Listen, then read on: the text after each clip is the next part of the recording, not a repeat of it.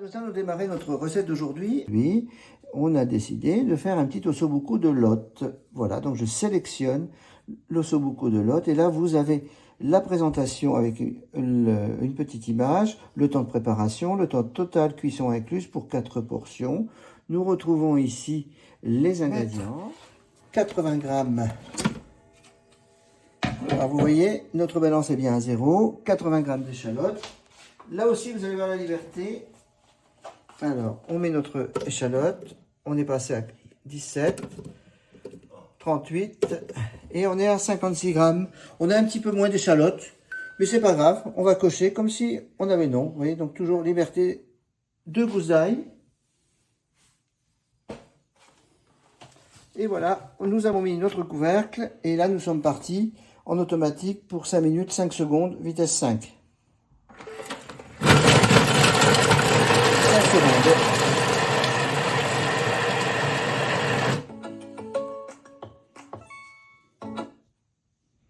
Nous allons racler le fond avec la nouvelle spatule, vous voyez, qui est beaucoup plus longue et qui permet de racler donc l'ensemble du bol dorénavant. Donc c'est l'évolution aussi de l'appareil. Donc voilà, nous sommes en train de racler notre fond. Et voilà. Alors, nouveauté aussi maintenant, on peut être beaucoup plus souple avec les mouvements qu'on va donner sur le bol, parce que la sensibilité a été révisée et on n'a plus de soucis quand on joue avec la spatule sur le bol.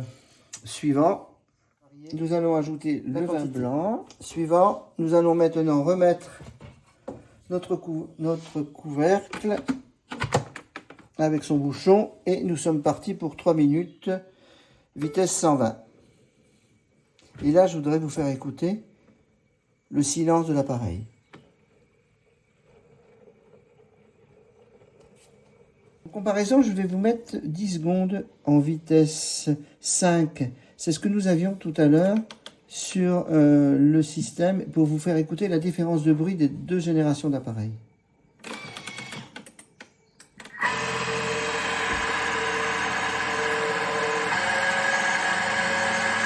Et là, il tourne à blanc. Alors, attends.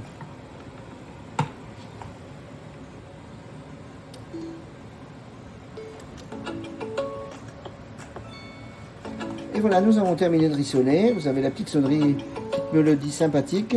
On appuie sur suivant. Nous allons maintenant mettre nos tomates. Je renverse mes tomates. Ajouter le thym frais. Une branche. Moi, j'en mets 2 parce que j'aime bien le thym. Je mets les feuilles de laurier, un peu de sel, donc une cuillère à café de sel. Et je mets en place maintenant mon varoma. Hop. Donc le varoma qui a beaucoup évolué, comme vous pouvez le voir, plus profond, carré, ce qui fait qu'on a gagné 40% de capacité sur ce nouveau varoma que j'ai posé. Voilà.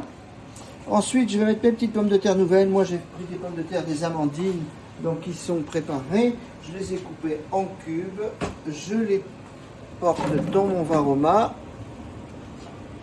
Je fais suivant. Et je cuis à la vapeur. Et voilà, il nous annonce que notre programme de cuisson est maintenant terminé. Donc, nous allons taper sur suivant. Maintenant, il nous dit de retirer le varoma et le panier cuisson. Donc, on enlève notre varoma. Nous allons soulever bien sûr le couvercle et rattraper maintenant le panier cuisson. Donc, notre poisson est cuit. On va le récupérer avec le système ici. Toujours, là, vous savez que là... Voilà, je pose ici. Suivant. Transvaser le contenu du panier cuisson. Donc ici, alors avec une nouvelle astuce, maintenant, vous voyez, la spatule permet de lever le couvercle. Et nous avons ici donc nos joues de lotte qui sont cuites, qu'on va rajouter à notre fond de sauce initial dans notre bol. Voilà qui est fait, regardez. Suivant. Remettre de notre recette, donc cuire pendant 3 minutes 100 degrés. Voilà, donc nous avons terminé notre recette.